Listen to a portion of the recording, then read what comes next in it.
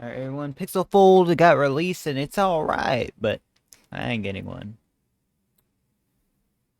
I'm gonna get a Pixel 7, that's about it. Can't afford the Pixel 8, too expensive for me, but I'm gonna save up for a Pixel 7, hopefully by the end of the year. Let's check out this video by Jerryrigseverything. This one's called Google Pixel Fold Can't Handle the Heat or anything else. Yeah, let's check it out. The Pixel Fold. Google claims that this This guy, like, destroys phones, if you guys don't know. smartphone has the most durable hinge ever on a foldable. And at $1,800, I would hope they're right. $1,800? Nah, still good on the price of that. A phone this expensive should never just, snap in half. Let's get started. A million views on this, man. This guy's been around for a while. Inside the box, we do get a USB-C cable and an adapter, but no charger. Foldables have been Guys, what? We need chargers back. We need chargers back. I know you can use the USB-C as a charger if you plug it into like your laptop or like a charging brick or even like the Ethernet, even inside your wall if it's like your outlet. But bring chargers back. Hashtag bring chargers back. surprisingly durable up to this point. None of the 8 folding phones Samsung has ever made have failed my tests, so Google has some big shoes to fill with this first attempt. At first glance, I really like the Pixel Fold form factor, but like MKBHD mentioned in his video, I noticed that the Fold doesn't naturally want to fold flat. And that's the sad part about this phone, bro. Google says on their website that their custom-engineered fluid friction hinge can securely support different postures over a full 180 degrees. And that's true. With a little persuasion, it can even go slightly beyond the 180, and we'll go farther later, but naturally right out of the Guys, man, I'm gonna be this is more than I made. This is about just as much as I made in 6 months of streaming.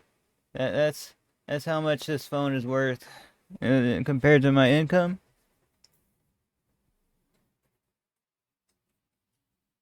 And he's straight up destroying it, bro. He's gonna destroy it. We're gonna. It's not gonna be like what's his name? The one guy who destroys phones more. I forgot his name, but just give me a moment, okay? It wants to sit right at around 178 or 179 he doesn't destroy phones, but it's like he destroys everything. degrees. Not quite 180. And that's fine. Any 5'11 dude on Tinder knows rounding up is fair game. This might bother a few people, but I Facts. imagine if you're buying a phone that costs as much as my first car, these little details are worth knowing. The hinge design looks pretty similar to what we saw in the But would I rock this? I would definitely rock this phone, guys. Not gonna lie. dual screen Windows folding phone, with what looks like the hinge pivot components located in both the upper and lower bezels of the phone. Google hasn't gone into much detail about how these work, so we'll just have to tear it down ourselves to find out. The folding motion does feel very good, but that's cool. You guys saw how it was increasing and decreasing in size when he folded it? Ooh, that's legit. as far as most durable ever, that still remains to be seen. Let's see what the exterior and interior screens are made from. The Pixel Fold is rocking a very plump 5.8-inch display on the front. We normally see plastic screens start scratching at level 2 or 3, and sapphire screens scratching at an 8 or 9. And here, with Google's latest flagship, we start seeing scratches at a level 6, with deeper grooves at a level 7. It's got Gorilla Glass No, not the scratches. He's starting the scratches. Victus with no Never seen him do scratch testing. included screen He protection. didn't even put a SIM card in it, man. The interior screen is where things get a bit more interesting. This guy is a 7.9-inch display with a normal folding phone crease down the middle. Even though Google says they are using UTG or ultra-thin glass, we can instantly tell that the surface is made from plastic, with scratches at a level 2. But it's such a beautifully designed thing, man. And deeper grooves at a level 3. Fingernails and basically anything harder than a cotton swab will leave a mark on this center screen. Nothing to Fingernails? He's using fingernails to scratch it, man. About yet though. If a screen can flex, plastic is what we expect. The Pixel Fold does collapse flat with no visible Dude, I can't break my screen with fingernails. I do have a screen protector on, but I don't think I could break it with fingernails, guys. What the? gap. This could be a pro to help keep dirt out, or it could be a con since it also can trap dirt in. With no gap though, adding a screen protector to the inner display is out of the question. The outer screen, however, is still fair game. Like these exquisitely precise, real glass, screen protectors from my channel sponsor D-Brand. D-Brand, by the way. Link in the description. There are 5 cameras on the Pixel Fold, starting with the hole punch 9 megapixel camera on the front screen. My camera on my phone is just like that, but guys, has a hole punch in the middle, basically. Which is protected by the glass. Making our way around the frame of the phone, we can check 2 sides Cutting the simultaneously, phone, guys. both of which appear to be Wow. made from aluminum, including the Yeah, you know that scratching on chalkboard kind of feeling? That's what it feels like. It feels like it hurts me. It hurt me right there, man. volume rocker. Now, in the few minutes my phone has been alive, I've noticed that while trying to open it, the buttons are kind of positioned right where my thumbs naturally want to pry. And with both the power and volume button being so close together, and both about the same shape, it's hard to differentiate. Dude, imagine accidentally nicking yourself with that. Sounds painful, bro, because he's applying force right there, and if he misses, oh man, that sucks. Between the two. I do recommend gloves for this. Just saying. So in order to tell them apart easier, you can always add your own texture to the button with a jerry-rig knife. Instant improvement. The power button also doubles Does he have his own brand of knife now, guys? Sheesh. as a fingerprint scanner, so we'll have to see if that part still works here in a second. At the top of the phone, we have our loudspeaker grill, along with what looks like a SIM card tray, which strangely enough is made out of plastic. If I jam my SIM card removal tool into the hole real good, and I mean real good, we discover this is in fact not a SIM card tray, but actually the 5G antenna location and a microphone hole. Oops. Embarrassing. Moving on. Down at the bottom we have our 30-watt USB-C charging port, another loudspeaker grill, and of course the real SIM card tray, which is made of metal. It does have a rubber ring, and interestingly enough, Google included their full mailing address, for which I only assume is here for people who wish to write Google a letter asking for the return of the SD card slot. Would be a real shame if their mailbox got filled up with snail mail. What's snail mail, guys? Don't send them mail, man. Sorry, my dogs. Making our way around to the spine of the phone, we find that this is where we get a material change. In place of soft aluminum, Google is now using a mirror-polished multi-alloy chunk of steel. Now he's actually damaging the exterior from when the point it's folded for the first time. No official word on if there are gears or bristles or anything else in here. Google is a software company and don't really talk about the hardware that much. But, you know, that's why I'm here. Hit that subscribe button, it's free, and we'll get to see the inside soon enough. The rear panel is also made from unscratching Gorilla Glass Victus. The raised camera bump is also polished metal, and is definitely going to get scratched up over time, no matter what you do. Inside the camera visor, we have our single color dual LED flash, a 10 megapixel ultra wide camera. Well, true, it's not getting scratched, guys. That's the important part, that it shouldn't get scratched. Camera on the left, 48 megapixel main camera in the center, and a 10 megapixel 5x telephoto zoom camera on the right. And of course, we can't forget about the fifth camera, the little 8 megapixel guy mounted in the top bezel. Oh, that's such a cool view right there. We could see his DLSR with the boom mic and everything. The middle folding screen. The circular camera itself is protected with glass, but the entire metal bezel of that center screen is made from plastic. During the burn test, something weird happened.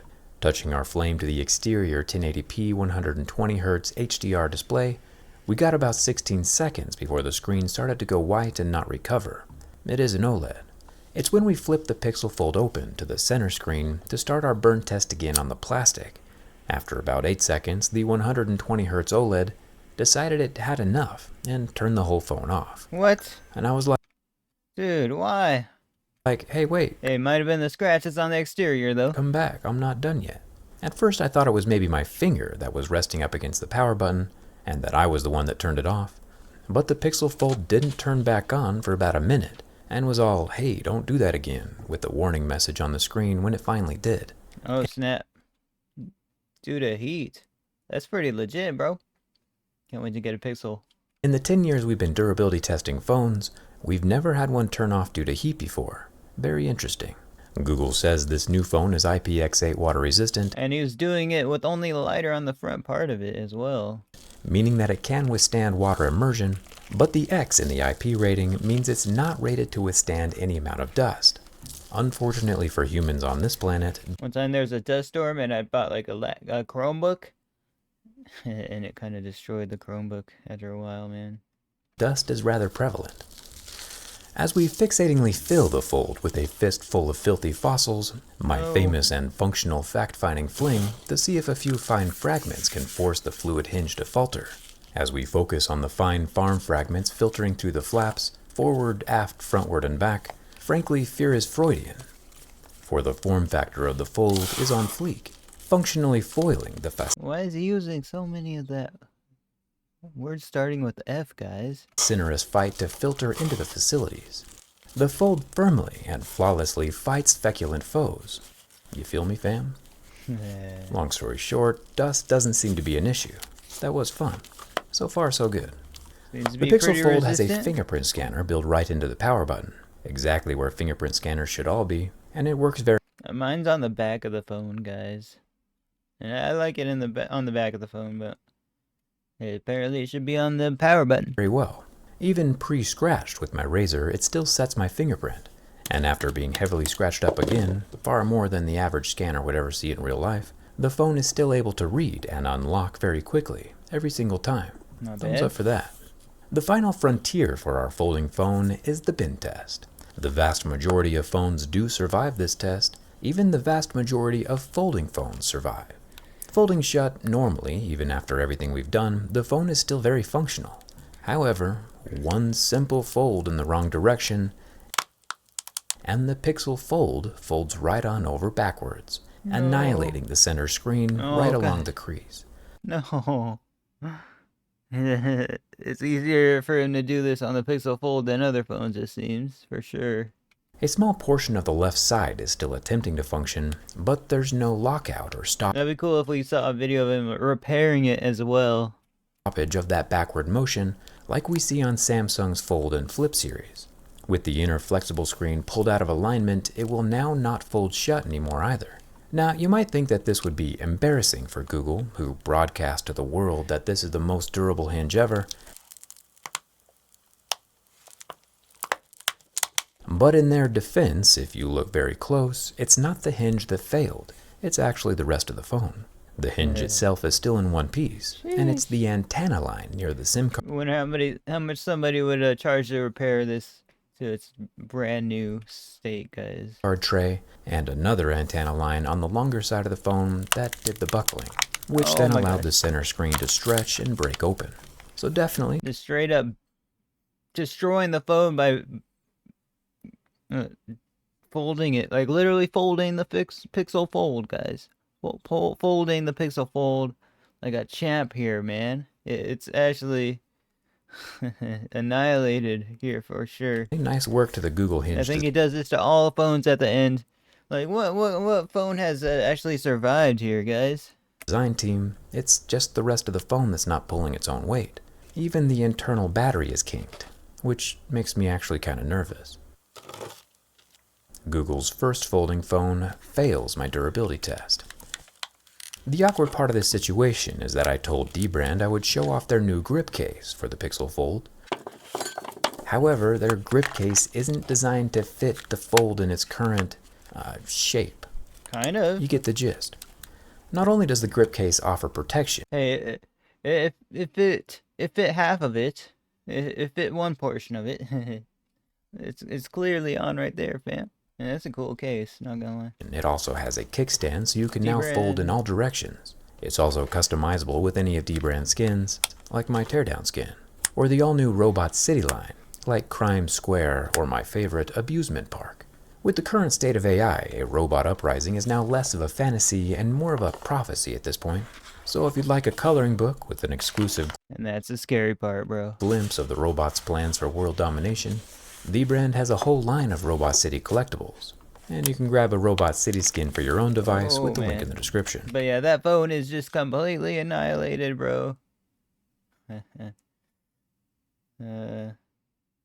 that's what the channel's about, man. He gets millions of views doing this, and that's pretty awesome. That could have been me right there, bro. But not bad, not bad. Like, Jerryrigseverything. We'll have to see how that world's most durable hinge looks and works from the inside during the teardown video. Since it's the only thing on this phone that is still in one piece, it should be interesting One Piece like the anime to see. Subscribe if you haven't already, and thanks a ton for watching. Well, that was the video, guys. Thank you guys for watching as well. Check them out in the description, and I'll see you next one. Very cool video. Would like to see more tests than just the destruction. I thought he was gonna like